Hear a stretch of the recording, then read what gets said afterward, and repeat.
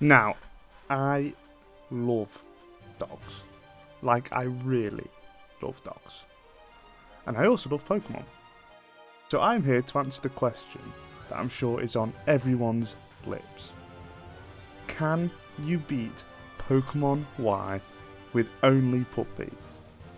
Now look, I'm going to have to bend the rules. Dog-wise, there aren't a lot of Pokemon we can use. So I've extended it to canines, and let's be honest, all canines are puppies. But as I'm being lenient, I thought I'd make it a little bit tougher.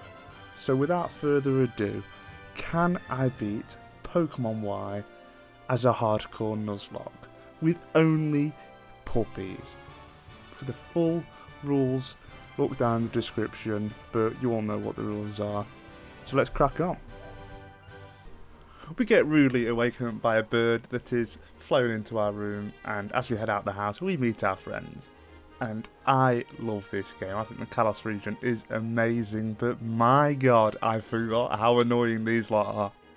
And because of their annoyance, I get them to henceforth refer to thee as the King of Doge, as they shall bow before me and my puppies. And speaking of puppies, we can select our starter and we can use one of the Pokemon League regulated runs, this time being Fennekin. Now Fennekin is based off of the Fennec Fox, which is of course a canine, so we can happily add Robin Hood to the team. We have our first battle of the run against our friend Shauna, but it was over pretty quick as she gets the starter that is weak to ours, and we already have Stab super effective Ember, which can two-shot the Chespin. We tell our mum we are leaving and she waves us off, and after the catching tutorial we get Pokeballs and the run officially begins. After a short trek through Viridian Forest 2.0 we can arrive at Santolin City and we get some roller skates, which I think is a cool concept, but apart from a couple of rails here and there, they were pretty useless and just the baby step towards the bike. But I digress. We came here for one reason, and it wasn't roller skates, it was the first badge. And I tell you what, I'm no strategist, and you'll see that, but I can't see a way we beat this gym with only Fennekin. I know Fire should beat Bug, but that Water Sport almost guarantees the loss for us. And that is where our next encounter comes in, as on Route 22, after running into everything else available 5 times over, we can find a Riolu. Riolu and its evolution are based on the Egyptian god of funerals and the dead, Anubis. That sounds very cheery. Anubis is the head of an African golden wolf, which in my eyes classes it as a canine and therefore a puppy, so it's only fitting we add Anubis to the team. And once they were both up to the level cap, it was time to take on Gym Leader Viola, the camera woman who never lets a single smile escape her lens. I lead with Anubis, who fires off a quick attack as Surskit sets up Water Sport. That's what we were fearing. The next turn, a quick attack brings it just below half and a bubble does 10 damage. A third quick attack can finish it off, and this brings out her Vivian? I'm not sure, let me know how you pronounce that. It goes for a Harden, but I expect tackle and go for counter, and then switch out into Robin Hood's. It sets up another Harden and we get hit by a tackle that does little, and as the effects of Water Sport fade and Ember does about a third, we get hit by an infestation that does barely any damage, but we begin to tick down our health. Another Ember does big damage and leaves it just outside healing range, meaning that next turn another Ember can KO, meaning we've claimed the first badge. Feeling full of confidence after our victory, I decided to switch up the look and head straight to the Professor in Lumio City. I remember seeing this city for the first time, and it was such an incredible way to use the new 3D graphics, but my god are the controls bad. Professor Sycamore greets us with open arms, and after we defeat him in battle, he offers us the Kanto starters, which, nice touch, but unfortunately none of them resemble a dog in any way, shape or form, so I have to politely decline. During this battle, our starter evolves into a Braixen, which is a huge upgrade for us this early on. And speaking of upgrades, as we leave the laboratory, we bump into this good boy running around. Oh, but it makes me jealous. So we head straight to Route 5 and we can encounter a fur-through of our own. This is undoubtedly a dog and is based on the poodle or an Afghan hound, so I am pleased to say we add Snowball to the team for all my Rick and Morty fans. Snowball has the ability Fur Coat, which is huge as it halves the damage taken from physical moves, and this is, much like other generations, is a very physical based game, so I'm sure it will come in useful. Up ahead on Route 7 there is a Snorlax blocking the path. This is literally Kanto remastered, isn't it? And obviously we need to get past because our next encounter is behind him. But in order to do so, we need to wake him up. And of course it's our responsibility. So yet again we are on the move, this time to Parfum Palace. And we have to pay £1,000 to enter. This is outrageous. But then I don't mind, as we are helping someone find their dog. And I noticed as we entered the garden, there's a hell of a lot of Gen 5 references here. Some statues in the garden of the Box Legendaries, and back at the Professor's lab there is a lot of paintings of them. Anyway, once the Furfrou is reunited with its owner, we get to witness a firework display that can only be described as slightly awkward. But it's all in a day's work as we get the flute and the Snorlax is awake and we have to battle it, but thankfully it can't do much to Snowball, so a few headbutts can do the trick and knock it out. It runs off to the mountains, and after resolving that dispute we can frolic amongst the flowers and happen upon a Smeargle. Smeargle is based on a beagle, which are absolutely adorable, and it is a certified good boy, so I am pleased to add Snoopy to the team. After battling our friends, which was made very easy by the fact that Serena helped us with her Frogadier, we can pass through the cave and down this beautiful mountain path to our first rideable Pokemon, Rhydon. This is a very cool concept, but it wasn't utilised properly in my opinion and is left a bit redundant. After running through the glittering cave, we get to the deepest part and have our first taste of villainy. My god, they've got that drip, haven't they? Team Flare, that red suit, looks pretty fire, it has to be said. But Serena does come to my rescue yet again and helps me in the double battle against the two grunts. And her Frogadier again made this battle a breeze. And after finding a scientist and accepting a fossil I can never have, which is very upsetting, it is time for our second gym battle, this time versus the wild yet cool and collected rock climber Grant.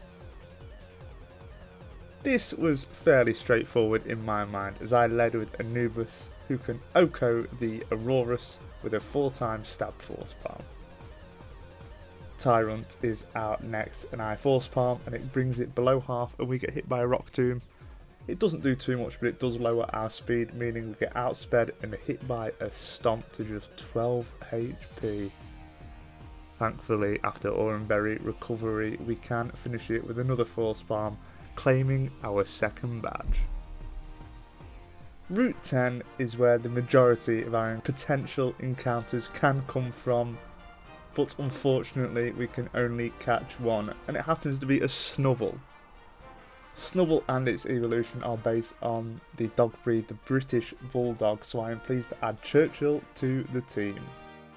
We chase a Team Flare member down this path and they just disappear, almost as if there's a a secret door or a secret passage behind this strange looking rock. Anyway, I digress. We get stopped by some lady with not only one but two Lucarios. Two. That is just greedy. She is flexing on us. And to rub salt in the wound, she decides she wants to show me how awesome they are by battling me. And I deploy our new strategy. And this is actually a strategy this time. Churchill, now evolved into a Granbull. Not only does it have Intimidate to lower the attack, but she also has Charm.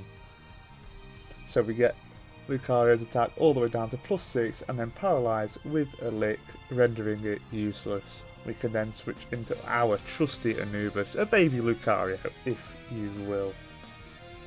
And we taught it the TM Swords Dance, which we bought from Lumio City, and after setting up all the way to +6, a single Force Palm can take out the first Lucario. When the second one comes out, it hits us with a stab power-up punch, leaving us very low, but we can respond with another Force Palm for the KO. That was incredibly close. But in defeating her, Anubis levels up and, jealous of how cool a Lucario is, decides to become one. And I won't complain, because that is a massive upgrade to the team. Reflection Cave was a breeze, as I stocked up on repels beforehand to avoid the Wobbuffets. And with that, we have made it to Shalor City. We head straight for the Tower of Mastery, no messing around, and Serena is waiting for us to battle for the right to wield a Mega Bracelet. She leads with a Meowstic, and Granville is great here as 2 bites are just straight up enough to take it down. She sends out Absol, and we stay in and manage to break through confusion to get a charm off, so we can relatively safely switch into our newly evolved Anubis. I decide to set up a Swords Dance, and I can finish it with a single Force Palm. Frogadier is her final Mon. We're used to battling with it, and it is quite scary, but a single +2 Force Palm is enough to claim victory, meaning we have the Mega Bracelet. Although she might as well take it, as there are only 2 battles where we're allowed to Mega Evolved. But we keep that energy going, as it is time for our 3rd gym, and it just so happens to be Karina, the Evolution Fighter. And this is yet another battle where Churchill is phenomenal. She leads with Mienfoo, and I with Anubis this time to take the fake out, as it activates as Steadfast, and we get off a Swords Dance, guaranteeing the KO with a Force Palm. I switch into Churchill when Hawlucha comes out and get the Intimidate off, meaning a Flying Press does little. I decide to make sure it does even less by charming it down until it's at -6 yet again, and after a lot of back and forth, Strength can take down Hawlucha. The final Pokemon is a Machoke, and you guessed it, 3 charms to -6, but then we are brought very low, so I have to swap into Robin Hood, and although I'm scared of the Rock Tomb, 2 Psybeams can do the job. It's not the fastest strategy by any means, but it is effective, and with that we have claimed our 3rd badge. We aren't done yet in this city, as Karina wants to battle us yet again for the 3rd time and prove to her once and for all who is the better Lucario trainer, but we have to use hers. And I'm not being funny, it is Pokemon cruelty to not have a Lucario on your gym team when you're a fighting trainer. So I beat her in the Battle of Megas, and she urges me to take her Lucario. I wouldn't, but it has the Mega Stone, so I do have to take it, and then I banish it to the box as Anubis is superior. That'll teach her for challenging us 3 times in 30 minutes. Next stop, Coumarine City, and after borrowing this bloke's Lapras to surf over a tiny stream, take it on a journey, some journey that is, we can avoid the Skiddo as we are not Gita sympathisers, and we arrive at the city, we deposit Lapras in the PC, banished just like Lucario. And as we're about to enter the gym, we get stopped by our neighbour Serena, and she wants to challenge us to a battle with literally the same Pokemon as 5 minutes ago. And I won't show you it because it went exactly as it did before. Charm for the win. But what we're really here for is Ramos, the old growth still in bloom. That sounds painful. And unfortunately, we can't have a Delphox with this battle as it evolves right after the level cap. But regardless, we lead with our starter Braixen and he with Jumpluff. We take huge damage from a stab acrobatics as a flame charge does just under half but raises our speed. An Ember falls just short of KOing as an acrobatics brings us low. I know he's going to heal, so I decide to stay in and go for Ember. This time it does over half due to our Blaze ability. And as we outspeed, another one can get the KO and take it out. Go-Goat is out, and I fear a Bulldoze at the best of times, but as we are so weak, I switch into Churchill for that beautiful Intimidate, nerfing the incoming Bulldoze. And you guessed it, charm it into oblivion, rendering its physical attacks useless. A crit takedown brings us low, so we have to switch into Snowball, but due to strength chip damage, he heals up. At this point he can't touch us, and with Fur Coat his moves do minimal damage, so after some headbutts we can kiss the goat goodbye. Finally his weeping belt comes out and I decide to use retaliate to see how much it does, and it thankfully does over half as he just goes for a gastro acid. So another one can get the KO, claiming our 4th gym badge. Oh, and I almost forgot, possibly the best part of the game, slide. I forgot how annoying Route 13 is with the wind, but I persevered and found Team Flare at the power plant. Honestly, much like other villainous teams, they aren't difficult to deal with, but they are hella annoying when there are many of them. At the centre of the power plant, oh, hold up, is that Mr. Worldwide? How did he sneak in here? The 2 admin were a breeze for the dog squad, and in all the commotion our starter evolved into its final form, Delphox. This is a huge upgrade, and with the wizard look it is so cool. On the way to Lumio's we bump into a rather large gentleman who is cryptic, so obviously not part of the developing plot. Unfortunately, before we can challenge the next gym we have to experience another slightly romantic / awkward situation with Shauna. But thankfully that's the last hurdle before we get to the challenge, the electric type gym leader, the inventor lighting up the world, Clement.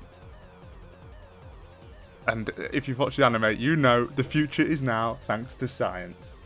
He leads with an Emolga. I tactically taught Churchill Rock Tomb so I could get some super effective damage off.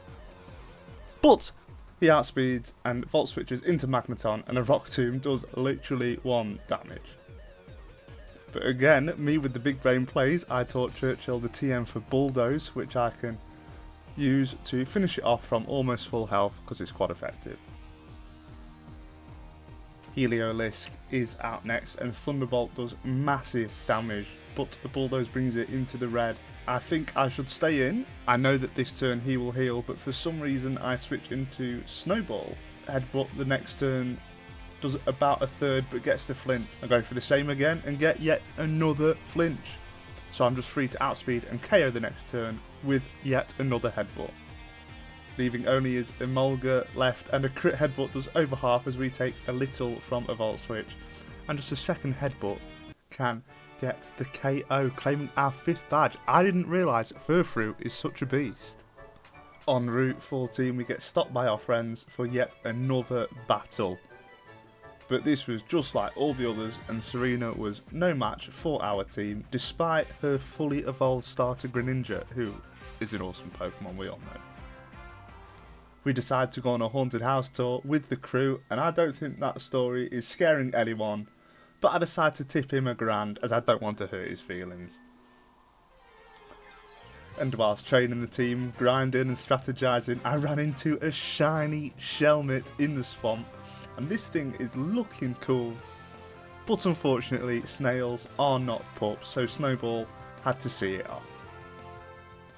This gym, although the design is awesome, I spent far too long trying to navigate my way around it. But eventually I found my way to the Maiden from a Land with History, Gym Leader Valerie. She leads off with Mawile, and as it is part Steel type I go for the Bulldoze with Churchill. That gets it into healing range. Another Bulldoze does significantly less due to the Iron Defense she set up, but we take little damage from a crunch, so after she heals up for a second time, a few more Bulldoze can do the job. Mr. Mime is out next and it sets up a Reflect which isn't ideal. I decide to go for a Bulldoze to lower its speed.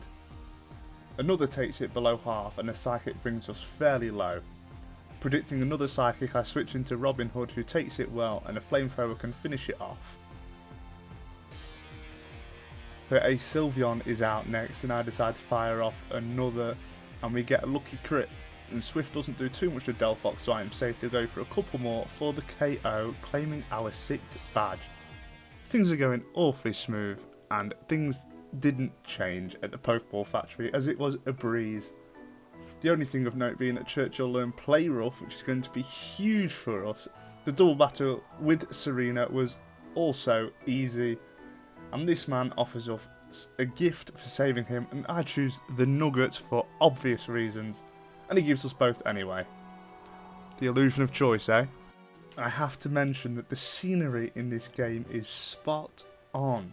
The routes and the structures are beautiful, especially Route 15 with the autumnal feel. On this route there are Mytina, but I thought I'd be harsh and say I can't use it, as technically a hyena is not a canine. Up ahead, north of Dendermill town, we can enter the Frost Cavern, and the trainers weren't an issue, and to be fair, neither was the admin Mabel, which is an oddly normal name for the admin of an evil team. Her Houndoom was handled by a couple of bulldozers from Churchill, despite the level gap. And after hitching a little ride atop a Mammothswine, we reach Anastar City, where Serena is waiting for yet another battle, and it went exactly how all the others have gone. Meowstick was chomped on by Snowball. Snowball also handled her Flareon. Anubis KO'd the Greninja with an Aura Sphere, and her Absol suffered the same fate. No time to rest, as it is time to battle the person who makes paths with Starlight, Leader Olympia. We have no good counters to her team, so I had to get creative. She leads with Sigilif, and I with our not so secret weapon Anubis. I know it looks weird, but stick with me on this one. I know she will set up a light screen as our special attack is higher, so I go for a Swords Dance turn 1, and I can't risk her setting up Reflect or damaging us, so I use the newly taught Shadow Claw for the KO. Slowking comes out and we outspeed, and a +2 Shadow Claw is enough for the KO. Her ace Meowstick comes out and uses Fake Out, causing us to flinch, but this triggers our Steadfast ability and we can outspeed and KO with yet another Shadow Claw, claiming our 7th gym badge. Not the smartest or most unique strategy, but it worked. And as we leave the gym, Lysander FaceTimes us and reveals that he is the big bad guy the whole time, and of course we are the only person available to stop him. But before we can get on with that, we do have something we need to take care of. We can talk to this maid in the hotel and trade away Karina's Lucario for our new Eevee. Now I know there is this huge debate about what evolutions are dogs and which are cats, but I'm allowing this one. I took this chart from a very trusted source and not from Reddit to decide which are dogs and which are cats. And as Jolteon is in the dog category on this, I can get a Thunderstone and add Jolteon to the team. If you disagree with this chart at all, let me know down in the comments which you think are dogs and which are cats. After opening the super secret door to Lysander Labs with the super secret password, we spin around the lab a bit until we can gain access to the elevator, and below, in the depths, is that tall fellow again. This time he's locked up and starts spinning a yarn about an old war, like, bro, this is literally what my granddad does.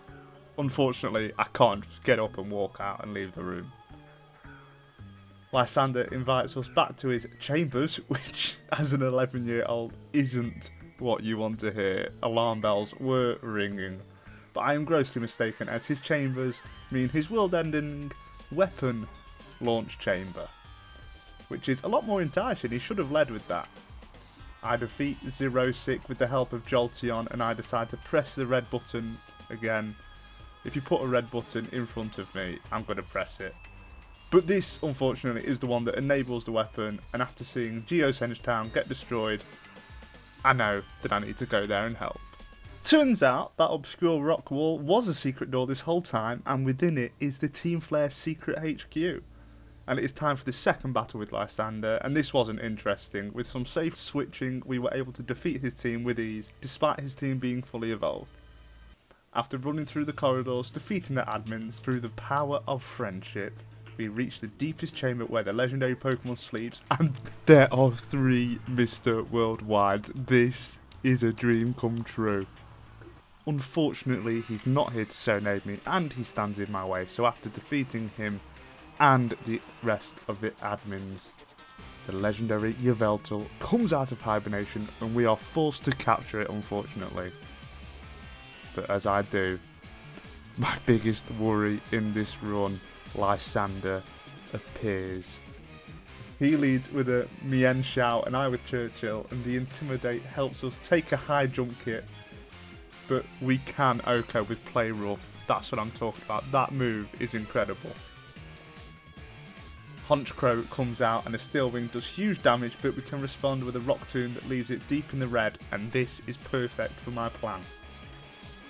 I switch into Anubis, who can take a Steel Wing well on the switch, and as it is one of the only opportunities to do so, I Mega Evolve as soon as possible into Mega Lucario, and I set up the Calm Mind. Risky, I know, but you'll see why. An Aerial Ace takes us to nearly half, and we set up another Calm Mind, and yet another Aerial Ace hits us to just 55 HP, but we are able to finish off the Honchkrow with an Aura Sphere.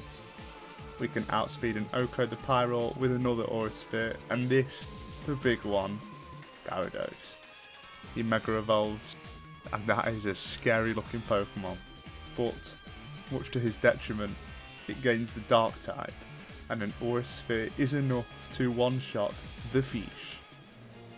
With Lysander defeated and the world saved by our dog squad, you know, we can't celebrate too much as we have to get back on track to our original goal of becoming champion. After travelling south on Route 18, we can reach Kuriway Town, where the Professor is waiting to battle us. And although his party is well balanced having the Kanto starters, they were no match for the dogs. Robin Hood took care of Venusaur, Stevie destroyed Blastoise with a discharge, and then Charizard with 2 more. With him defeated, he then tells us that he hid some treasure somewhere, and I'm no Indiana Jones, so I'll leave that for someone else to find. It is time for the gauntlet of sorts atop this bridge, which looks very cinematic. This took some planning, as you can't change your party or heal in between the battles, and you have to battle all 3 of them in a row. And first up is Shauna, and thankfully she only has 3 Pokemon, in fact all of them do, which is the only saving grace here. First up is Delcatty, and Stevie is a beast, so a discharge brings her low and a double kick can finish it off next turn. Goodra is out next, and although this thing looks harmless, it can do big damage, so I swap into Churchill to take the Earthquake on the switch. And next turn, a Sludge Wave does massive damage to us, but a Play Rough can finish it off. Her final Pokemon is her starter Chesnaught, and I decided to switch to have a starter showdown. And after a few turns of Spiky Shields, we can finish it off with a Flamethrower. Immediately after the battle, Tierno challenges us, and he leads with Talonflame. Thankfully, Stevie is a speed demon, and we can outspeed and OHKO the bird, which brings out Roserade. Robin Hood takes a Petal Dance on the switch and can fire off a Flamethrower for the KO. Crawdaunt is his last Pokemon, and obviously I can't stay in, so I switch into Anubis, who gets hit hard by a Crab Hammer, but an Aura Sphere the next turn can OHKO. Thankfully, Trevor has the courtesy of healing us before we battle. He leads with a Raichu, and it's the Gen 1 electric face-off. I decide to just stay in with Stevie. A first discharge does about a quarter, and a Slam tickles us. A second discharge gets a crit, leaving it deep in the red, and an attempted Nuzzle heals us up thanks to our Volt Absorb ability. And a third discharge can finish it off. He sends out Florges second, and I fire off a discharge that does pitiful damage, as it sets up Fairy Terrain. If I'm going to be honest, I have no clue what that does. The next discharge must be a high roll, as it hits it below half, as our special attack is lowered with Confide.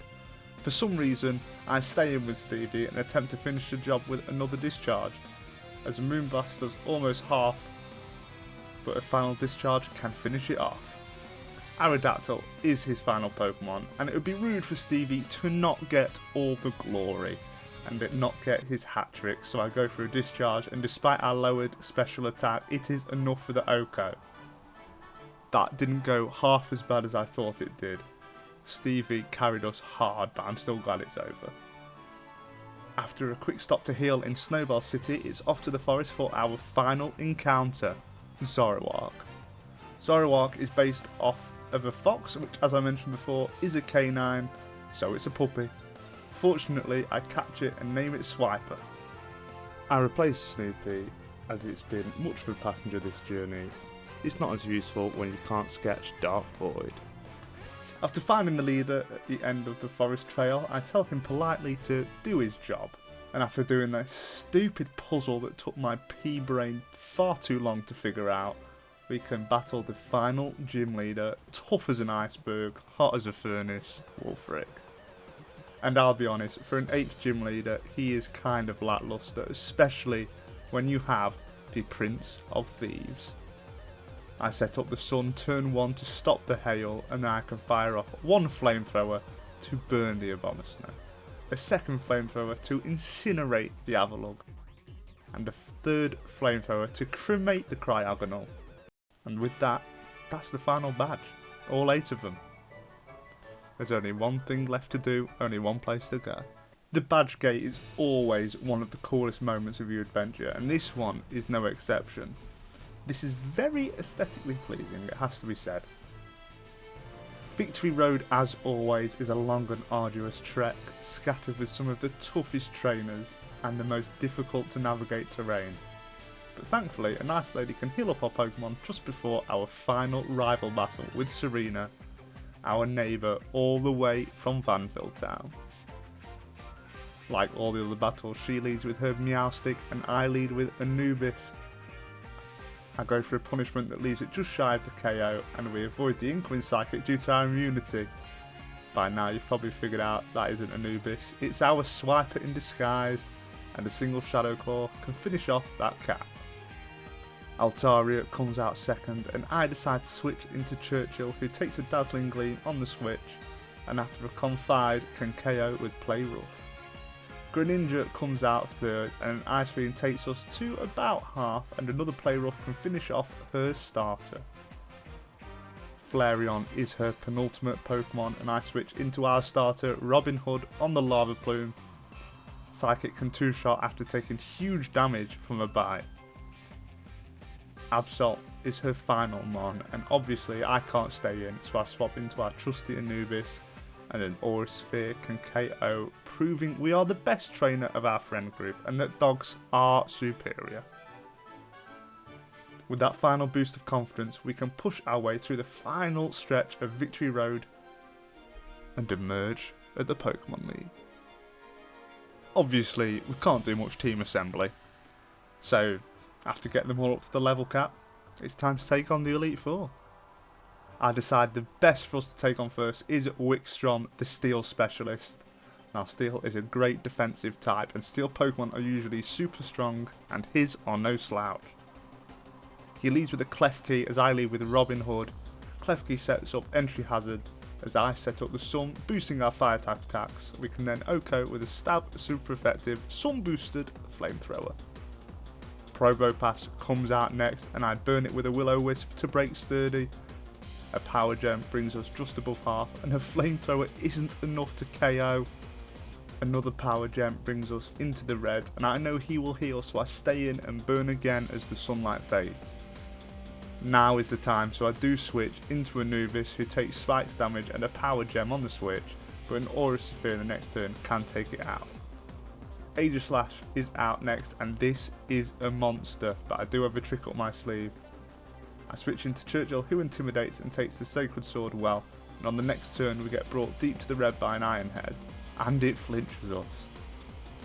That is some bad luck. Obviously we have to switch, this time to Swiper, thankfully on an Iron Head and not a Sacred Sword, and the next turn we can outspeed and KO with a Night Daze. His final Pokemon is a Scizor, thank God he doesn't Mega Evolve it, so we can swap into Anubis on the Bullet Punch and 2 Aura Spheres can take it down. That was close and didn't go to plan, but that's one down. Next up is the Dragon-type specialist Drasna, and she leads with a Dragalge and I lead with Robin Hood. The Psychic takes it into the red but does get the special defense drop, and a Surf does about a third damage. She full restores the next turn, but due to the drop we can KO with another Psychic. Altaria is out next, and expecting a Dragon Pulse I go into Churchill, who is immune. Thankfully Sing misses and a Play Rough can OHKO. Noivern is up next, and an Air Slash does about a quarter and flinches us, and the next turn it gets another flinch, bringing us low. I hope this bad luck doesn't get worse, and not being able to take another, I have to switch, this time into Stevie, who takes a not effective air slash well on the switch. We can outspeed and fire off a discharge that does okay neutral damage, and the Dragon Pulse takes us below half. I'm fairly confident we can take another, taking a huge risk here, and I fire off a discharge and we get the paralysis. But it breaks through and knocks us into the red. I know we will outspeed, but I'm unsure of whether he will heal or not. So I switch into Snowball, and he does. I couldn't remember if he had already used his full restores. A headbutt does good damage and crits, and a second brings it to a quarter after taking a couple of Dragon Pulses. I'm confident another headbutt will KO, but it falls just short, and a Dragon Pulse KOs Snowball.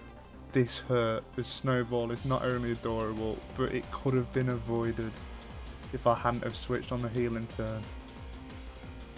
We will avenge you.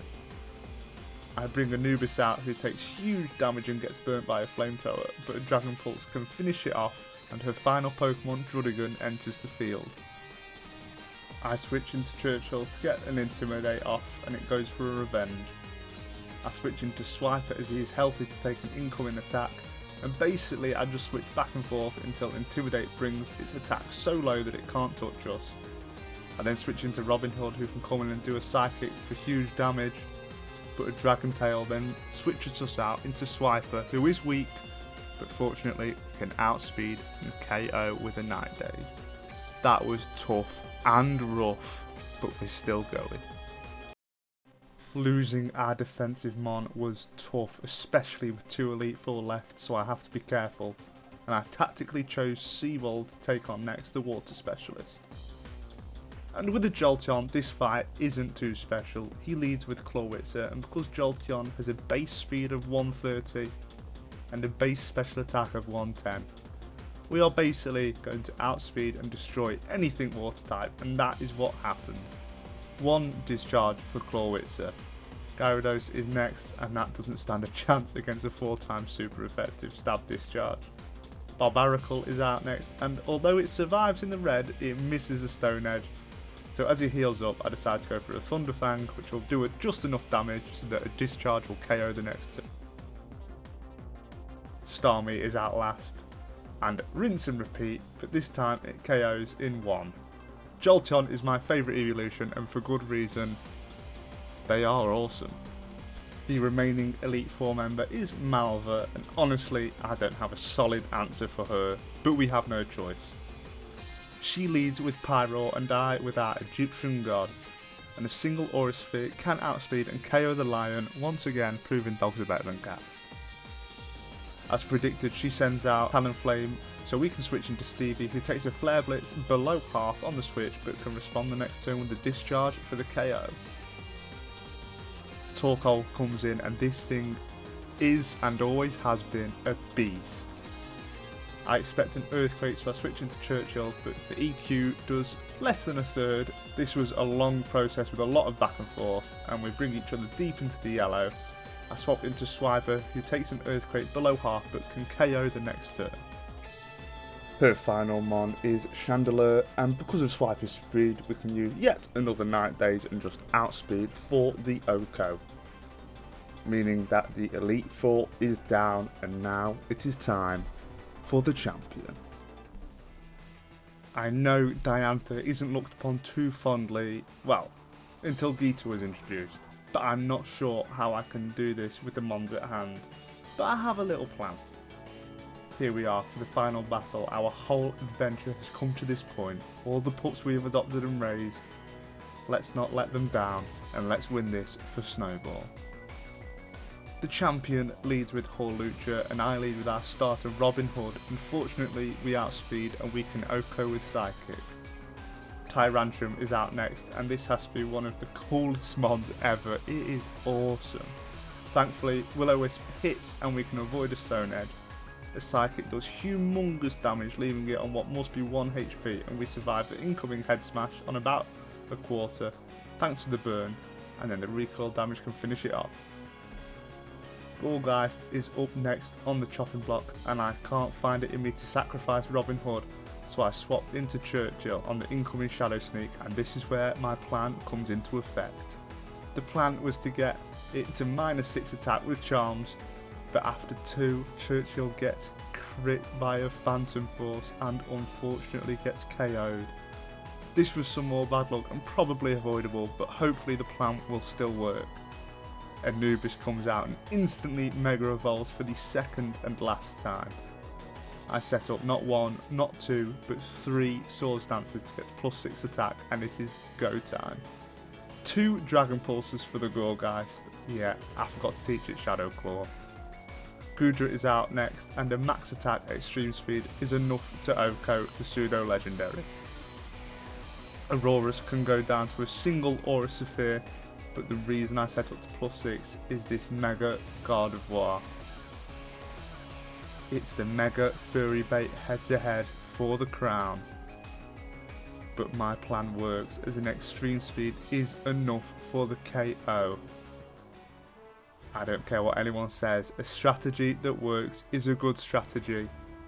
And with that we have defeated the champion and are crowned the new champion of the Kalos region. We completed our goal and answered the question that yes, you can beat Pokemon Y with only dogs. And my oh my, they were the best. And with only 2 deaths, I think this run is a success. Thanks to every single one of you for watching this video. If you made it this far, maybe you enjoyed it, and if you did, hit that like to let me know. Subscribe if you want to watch some more wacky Pokemon challenges, and if you've got any recommendations, let me know down below in the comments. And with all that said and done, stay classy and have a wonderful day.